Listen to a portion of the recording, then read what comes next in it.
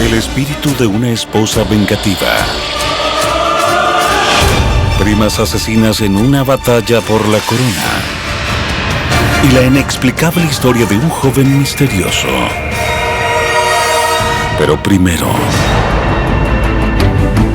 un descarado robo que ocurrió en la fortaleza más famosa del mundo.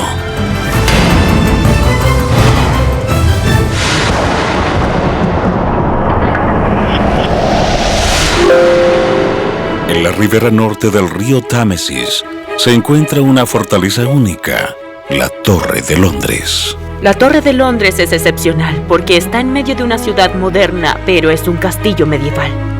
Construida en el año 1066 como una residencia real, ha vigilado la ciudad capital de Inglaterra por casi 1000 años. Considerando la historia de Londres, el hecho de que aún sigue en pie es absolutamente extraordinario.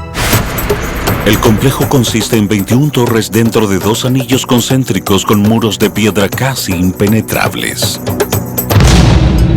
Es un emblema de poder y fuerza real.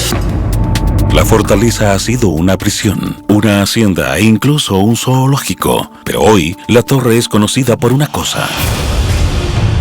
Ahí se guardan las joyas de la corona, para el país, para la monarquía. Desde el siglo XIV, las insignias reales se han guardado a salvo en la torre. La corona, un orbe y el cetro. Esas son las 3 cosas principales que componen esas joyas. Con la vigilancia de guardias armados, millones de personas visitan las joyas cada año. Pero hubo una época donde estas gemas preciosas se convirtieron en el centro de un peligroso acto de rebelión.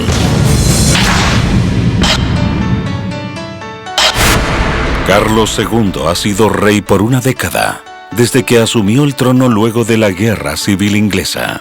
Se le conoce como el monarca alegre porque era una persona muy querida y muy afable. Pero como la mayoría de los gobernantes reales, Carlos tiene sus enemigos. Uno de ellos es el coronel Thomas Blood, un rebelde anglo-irlandés que luchó contra el rey durante la Guerra Civil Inglesa y como resultado perdió su propiedad. Obviamente sentía mucho rencor y quería hacer algo con eso y estaba dispuesto a hacer justicia con sus propias manos. Blood busca venganza. Y se le ocurre la idea de robar las joyas de la corona de la Torre de Londres. Era un gran robo.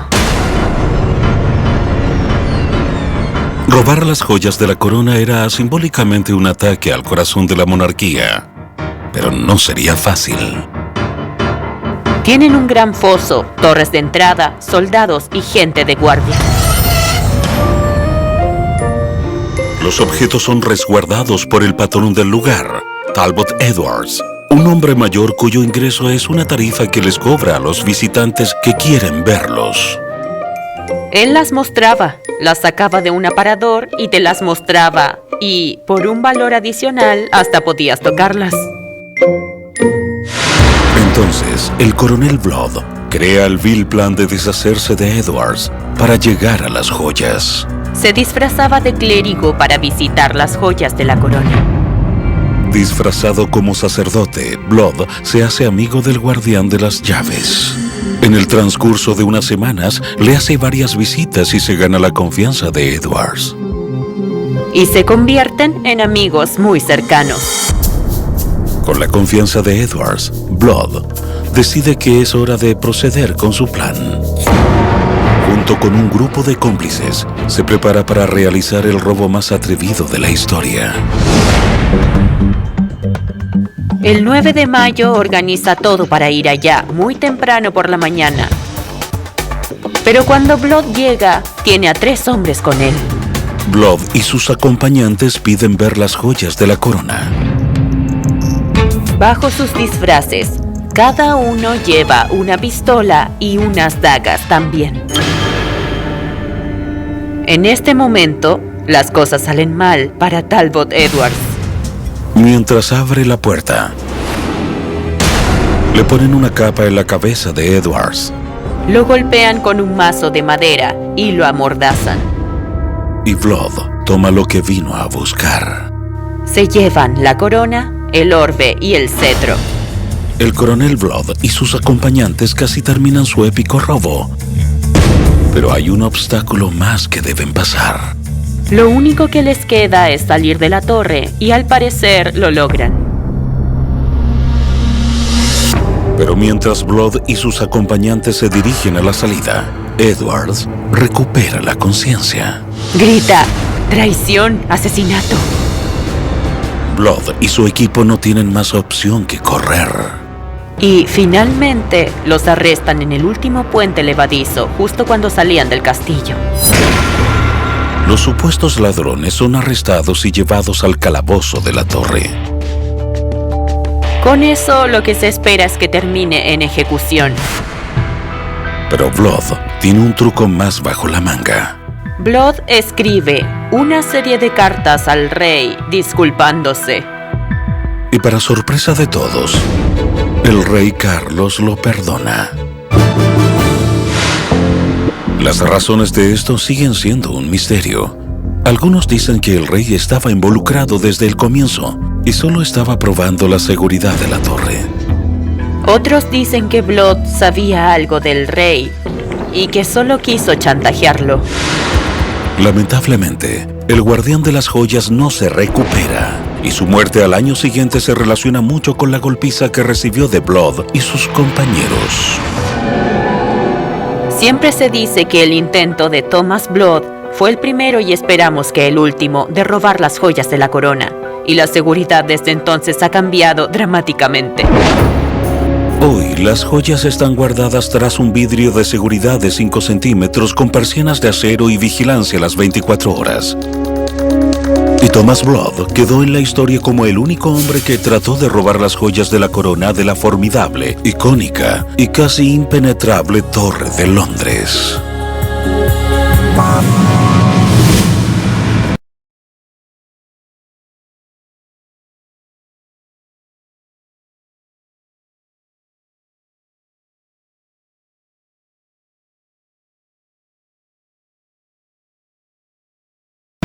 En altos edificios y por calles ajetreadas se encuentra una de las construcciones más extraordinarias de Nueva York. La casa es la residencia privada más antigua en la isla de Manhattan. Construida en 1765 en un estilo palladiano inspirado en los templos de la antigua Grecia, está la mansión Morris Jumel. El exterior tiene mucha simetría, un balcón, un frontón triangular y 4 columnas. Se conservan muchos de los detalles originales, incluyendo los vitrales del siglo XVIII, una sala de estar octagonal y una cama que se dice que fue un regalo de Napoleón. Hoy, la mansión Morris Jumel se conserva como un museo, pero en su apogeo fue un gran lugar de descanso e incluso fue el cuartel de George Washington durante la Guerra de Independencia. Pero en este hermoso lugar colonial existe una historia siniestra e inesperada. Hay un lado secreto de infidelidad, traición y posible asesinato que ocurrió en esta casa también.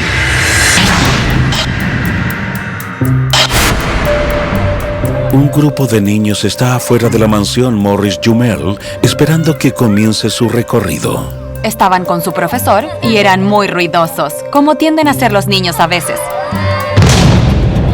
De pronto, en el balcón superior, aparece una extraña mujer, perturbada por el ruido. Estaba muy molesta, porque eran muy ruidosos y bulliciosos. El profesor se disculpa y pone a los niños en una fila. Y cuando llega la conservadora del museo, le explica lo que pasó. El profesor dice, apareció una mujer en el balcón, fue muy maleducada y nos dijo que nos calláramos o nos fuéramos. La conservadora queda impactada. No hay nadie en la casa ahora, aún está cerrada. A pesar del incidente, realizan el recorrido.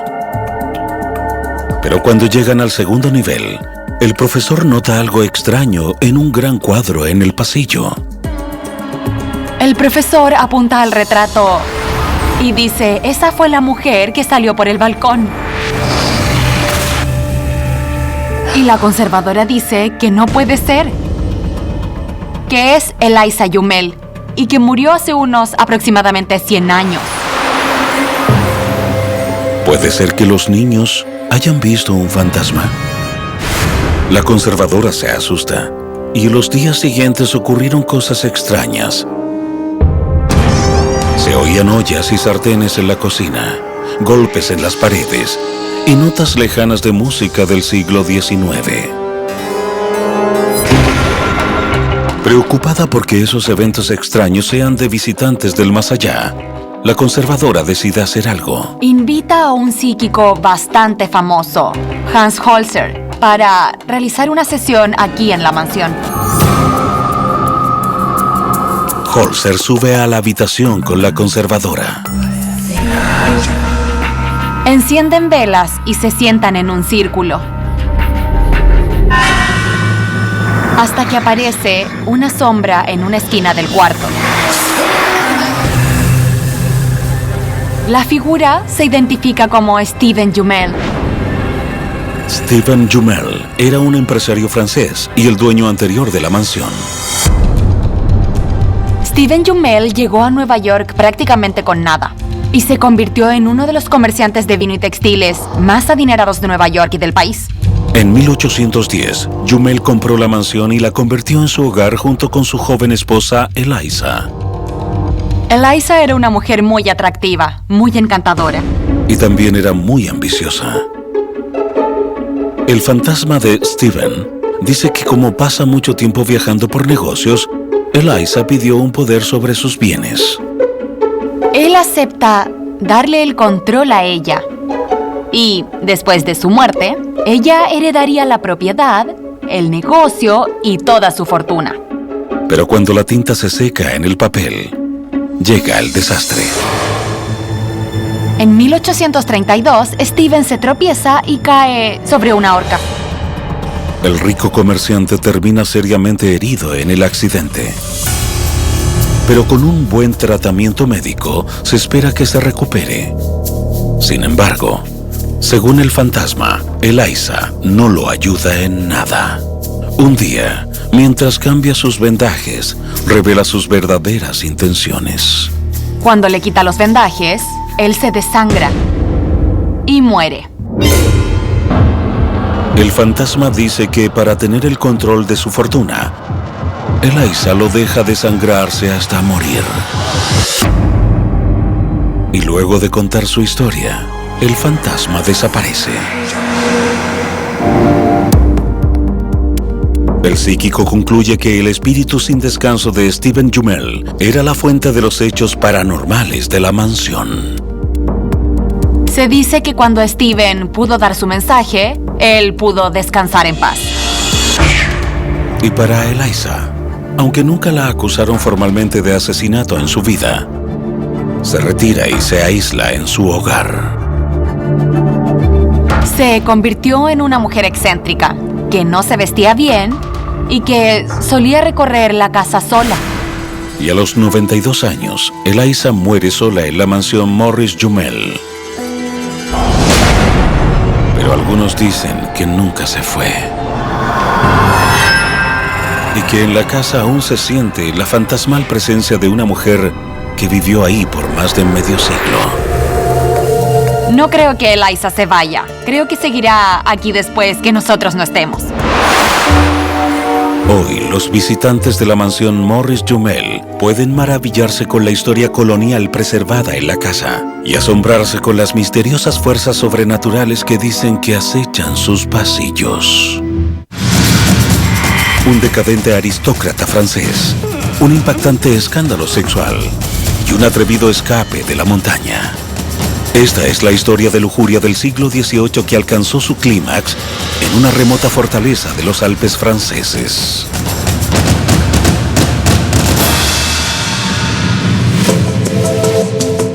Por más de 900 años, un baluarte impenetrable ha estado en un valle aislado, en lo que es ahora el sureste de Francia. Esto es el Château de Miolan. Está en una zona muy alta con una vista al valle. Es bastante inaccesible. Es una fortaleza invulnerable. Tiene un foso doble, 2 muros muy gruesos y un calabozo de 23 metros con 3 torreones. En el siglo XVI, el château pasó de sus dueños originales, la familia Miolan, a la poderosa casa de Saboya, quienes convirtieron la fortaleza en una prisión. Era conocida como la Bastilla de los duques de Saboya. Y el prisionero más famoso de la prisión era el canalla más conocido de esa época. Y controversial gigante literario.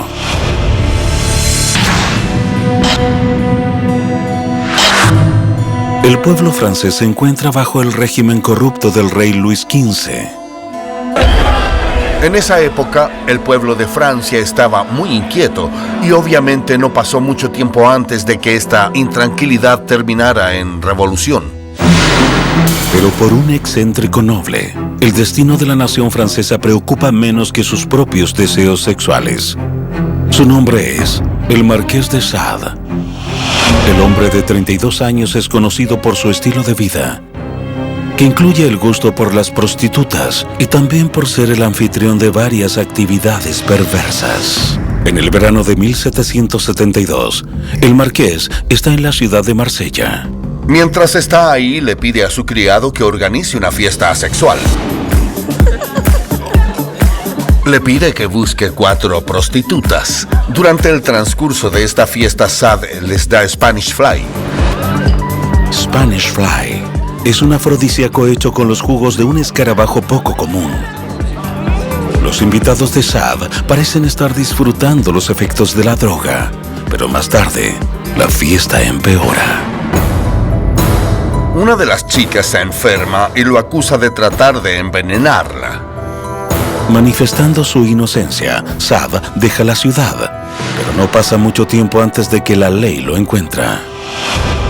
Lo acusan de intento de homicidio y sodomía, que era un delito capital. Como castigo por sus acciones, envían al marqués a la temida prisión en Château de Miolan, donde debe quedarse indefinidamente. Podemos imaginar su horror cuando la carroza lo lleva al Château de Miolan, pasa por una curva y puede ver este castillo gótico en la montaña. Esa prueba de escapes. Y Sade debió pensar en cómo podría salir de ahí. Con sus enormes muros de piedra y su ubicación remota, el marqués teme que esta fortaleza en la montaña sea su hogar por el resto de su vida. Pero el astuto aristócrata empieza a crear un plan. Comienza congraciándose con el comandante de la prisión. Creo que fue una estrategia para obtener ciertos privilegios, para tener paseos frecuentes entre los muros, que podrían darle la oportunidad de ver cómo escapar. Es uno de esos paseos donde Sade ve una opción en las defensas del castillo, una ventana sin vigilancia en la letrina de la cocina. Y en la noche del 30 de abril de 1773, Sade pone su plan en acción. Lo que Sade hace es dejar las velas encendidas en su celda para que cuando aparezca el nochero no piense que algo anda mal. Sade se arrastra por el castillo hasta la cocina. Y es relativamente fácil salir por esta ventana pequeña de 1 metro. Al otro lado hay una pequeña caída libre. El marqués de Sade escapa, pero no por mucho tiempo.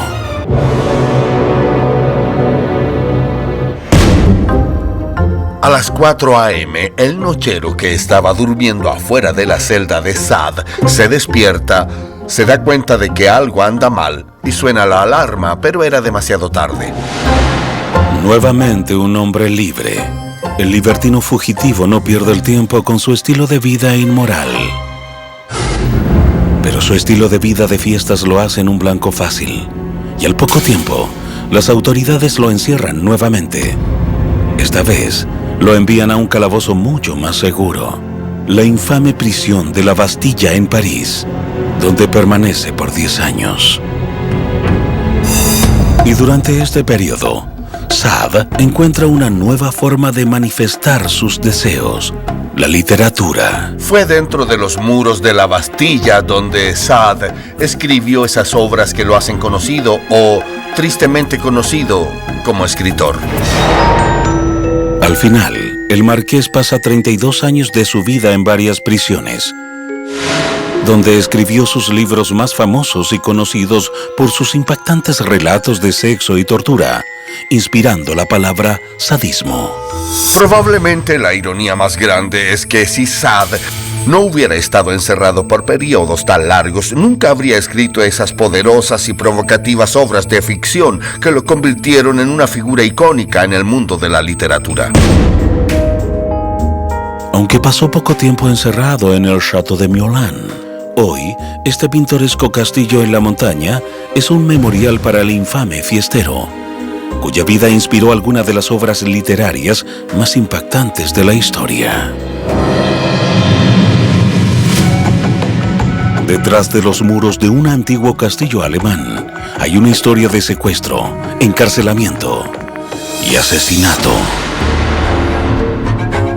En el extremo sureste de Alemania se encuentra esta gigante residencia real, el Palacio Karlsruhe. Construido en 1715, este castillo fue la sede del poder para el Gran Ducado de Baden, que en esa época fue una de las familias más poderosas de Europa. El complejo domina el área con 32 calles saliendo de su centro como los rayos de una rueda. Toda la ciudad de Karlsruhe estaba orientada hacia la torre central. Toda la ciudad te lleva hacia ella en cierto sentido. Y adentro hay cientos de habitaciones y pasillos generosamente decorados que hablan del poder y la riqueza de las personas que vivieron ahí. Era un lugar muy ambicioso, barroco, lujoso y con habitaciones grandes. Tiene el estilo de Luis XIV. Pero detrás de su fachada hay siglos de un viejo misterio que aún no se ha resuelto.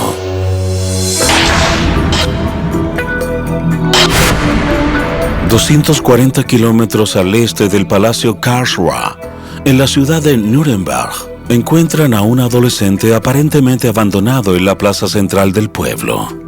Este chico tiene algo muy puro, muy inocente. Obviamente tiene la edad mental de un niño de unos 3 o 4 años. Casi sin hablar y usando harapos, la única pista de la identidad del niño es una nota que tiene en una mano. Dice que su nombre es Kaspar Hauser. Pero quién es en realidad y de dónde vino sigue siendo un misterio. El pueblo no sabe qué hacer con el chico. Pero más tarde, un profesor local se hace cargo de su cuidado.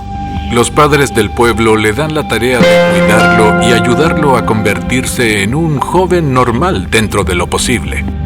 Con la ayuda de su profesor, aprende a leer, escribir y hasta tocar música. Pero mientras el lenguaje de Kaspar mejora, la duda de dónde vino lentamente comienza a revelarse. Y lo que dice provoca impacto en toda la región. Kaspar comienza a hablar de sus experiencias antes de ser dejado en Nuremberg. Explica que antes que lo encontraran en la plaza del pueblo, lo encerraron solo en una celda sin ventana, solo con pan y agua entregados a diario por un carcelero desconocido. ¿Quién era el carcelero y por qué lo mantuvo ahí? Kaspar no lo sabe. El pueblo de Nuremberg y Alemania en general se dio cuenta que no era un chico común. Y en 1833 ocurrió algo extraordinario, cuando un día Kaspar llega a casa muy angustiado. Afirma que mientras caminaba por el parque, lo atacaron y apuñalaron. Un extraño lo atacó con un cuchillo. Kaspar afirma que el atacante era su carcelero que volvió para asesinarlo. Llevan al chico herido a su cama para recuperarse, pero las heridas son demasiado severas. Pasó 3 días en cama y murió por las heridas el 17 de diciembre. Lo que empezó con un misterio sobre el extraño chico perdido, Ahora es una investigación por homicidio. Algo no está bien en esta historia. Debe haber algo detrás de la identidad del chico. Tal vez algo conspirativo. El debate de quién era y por qué lo mataron alcanza proporciones considerables. Algunos dicen que simplemente era un fraude y que inventó su historia para aprovecharse de la bondad de la gente y tener una vida fácil. Y que alguien se enteró de esto y por rencor decidió matarlo. Pero un reconocido criminólogo de la época, Ansel von Feuerbach, tiene una teoría diferente. Una que involucra a la familia gobernante en el Palacio Karlsruhe. 20 años antes, dos bandos rivales de la familia Baden batallaron por el control de la región. Es una discusión sobre qué hijo pasará al trono. Von Feuerbach cree que Caspar era el hijo de uno de esos bandos. Caspar era en realidad el mismo gran duque de Baden. Pero para que su hijo pueda llegar al trono, el bando opuesto secuestró a Caspar y lo mantuvo encerrado. Lo secuestraron 2 semanas después de su nacimiento y lo encerraron por casi 12 años. Años después, cuando su carcelero no pudo seguir cuidando a Caspar, lo liberó esperando que nunca supiera quién era.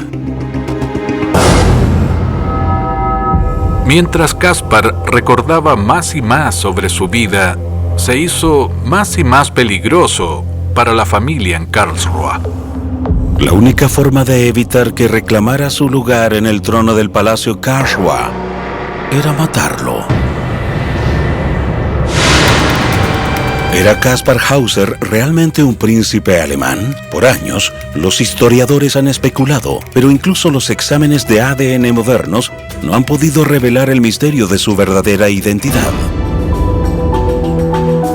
El enigma de Caspar Hauser sigue confundiendo a la gente hasta hoy.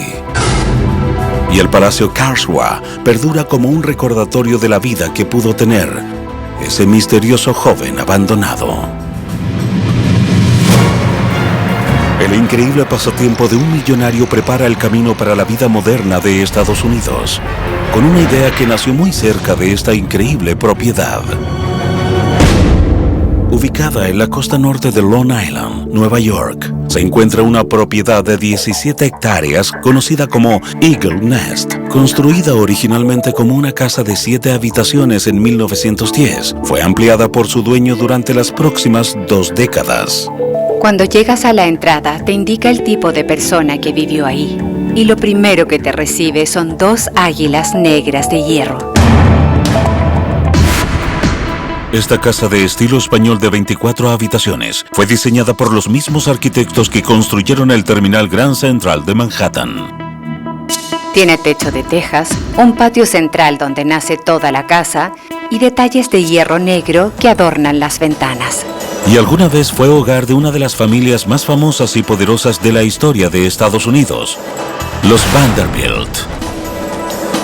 Sus muebles siguen aquí, sus platos, sus objetos personales. Y fue un miembro de este respetado clan quien cambió el ambiente del país para siempre. William K. Vanderbilt Jr., uno de los hombres más ricos de Estados Unidos, tiene un nuevo pasatiempo: los automóviles. Era una época de innovaciones emocionantes y los automóviles eran lo nuevo.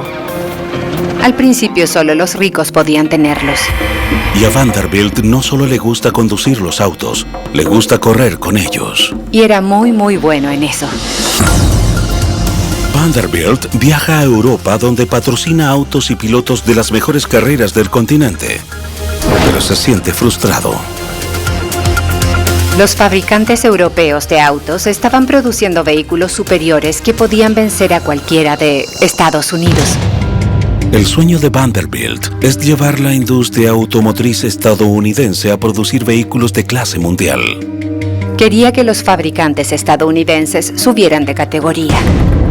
Para esto, Vanderbilt decide promover su propia carrera, pero en tierra estadounidense.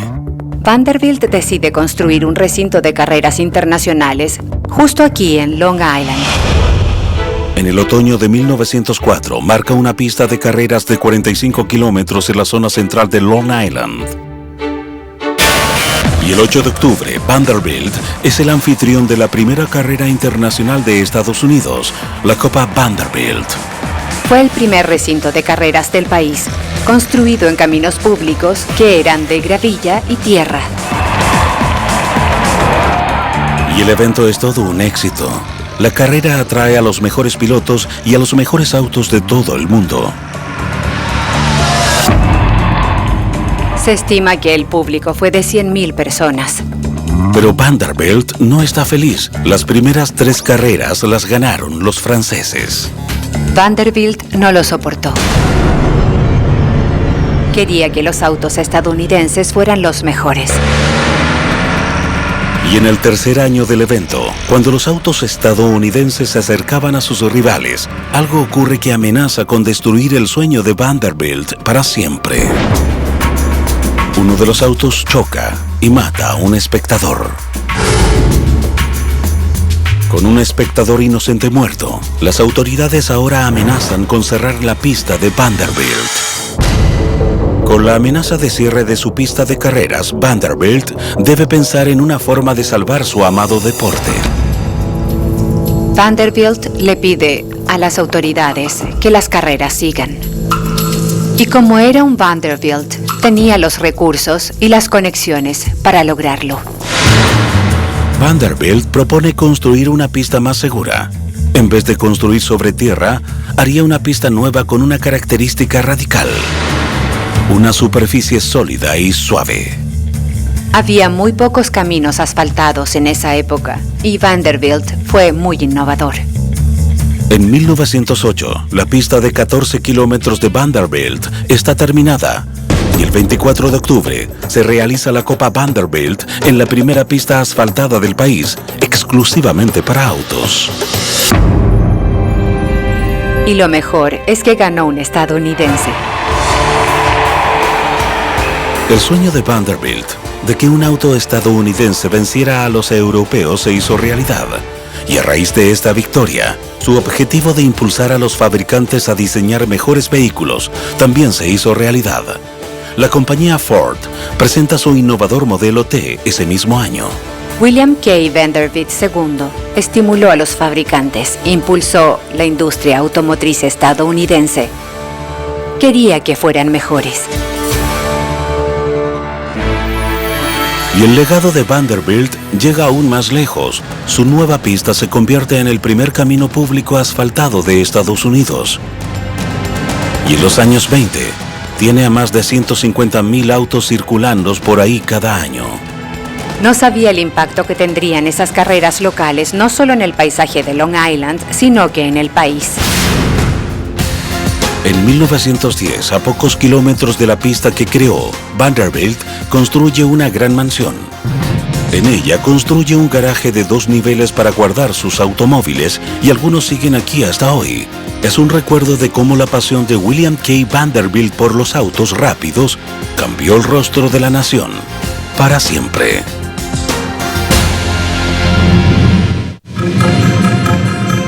Un plan siniestro para matar una reina. Nacido en los pasillos secretos de esta majestuosa casa. Esta propiedad de 120 hectáreas en las colinas de Nottinghamshire, en Inglaterra, data del siglo XVI.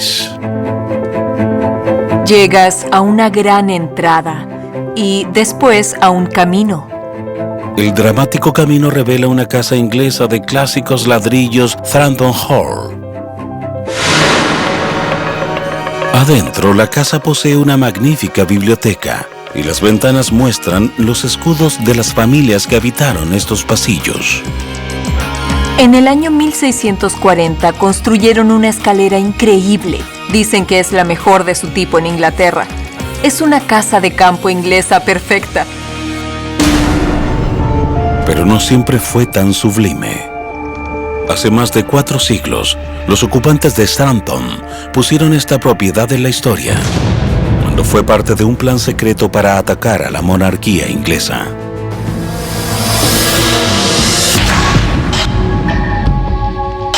La reina Isabel I ha estado en el trono por casi 30 años.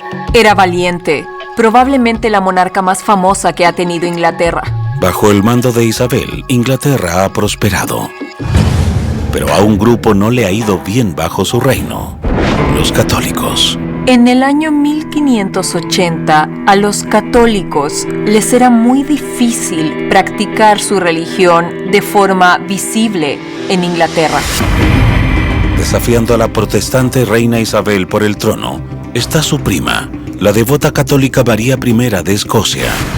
No podemos culparla por querer convertirse en reina de Inglaterra y por devolverle su religión. Como posible rival y amenaza política, María es puesta bajo arresto domiciliario y encerrada en un castillo llamado Chartres Manor.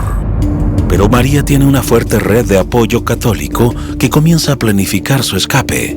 Uno de los líderes del plan para liberar a María es un aristócrata católico llamado Anthony Babington. Anthony Babington creía en su reina María y quería que su religión volviera a Inglaterra. Y el lugar de reunión de los participantes fue aquí, en Thranton Hall. Esta casa católica está llena de pasadizos secretos y tiene una habitación escondida, perfecta para que los conspiradores crearan su plan. Nada de lo que se habla aquí sale de esta habitación. Está llena de secretos. Pero mantener informada a María de su plan no es fácil. Para eso, Babington y sus compañeros crean un método de comunicación con su encarcelada líder. Había un cervecero a quien se le pagaba para llevar y traer barriles de cerveza. Pero cerveza no es lo único que llevan esos barriles. Tenían un tubo pequeño y adentro de ese tubo iban mensajes para y desde María. Los contenidos del mensaje que Babington le envía a María dejan poco para la imaginación. Esta carta a María afirma que Babington encontró a unas personas que la rescatarían. Y lo más incriminador de todo es que asesinarían a Isabel. Cuando María responde la carta de Babington, es cuidadosa en dar su aprobación al plan. Ella nunca habría escrito en esos mensajes que salían: "Por favor, maten a mi prima". María sabía muy bien que cuando dijera eso, estaría muerta. Y para su respuesta, María usa un elaborado código secreto. El plan avanza, y con la aprobación de María, Babington acude a los católicos listos para la revuelta. Pero a pesar de sus precauciones, alguien ha estado observando todo. El espía de Isabel, Sir Francis Walsingham, que tiene su propio plan. Walsingham era sus ojos. Era el hombre que observaba todo el tiempo ante la posibilidad de un ataque católico. Y Walsingham tiene un objetivo: atrapar infraganti a María. Lo que debía encontrar eran evidencias de que la misma María estaba involucrada en un plan para asesinar a Isabel. Walsingham involucra a uno de sus espías entre los organizadores y logra interceptar las cartas en código entre Babington y María. Pero cuando Walsingham descifra el código de la respuesta de María, se siente decepcionado. María cubrió sus rastros. Ella no dijo lo suficiente para Walsingham, que era un hombre muy cauto y cuidadoso, como para actuar. ¿Y qué hizo? Agregó una nota. Meticulosamente agregó unas líneas al final de la carta de María, convirtiéndola en una traidora. Walsingham ahora tiene la evidencia que necesitaba para actuar contra María.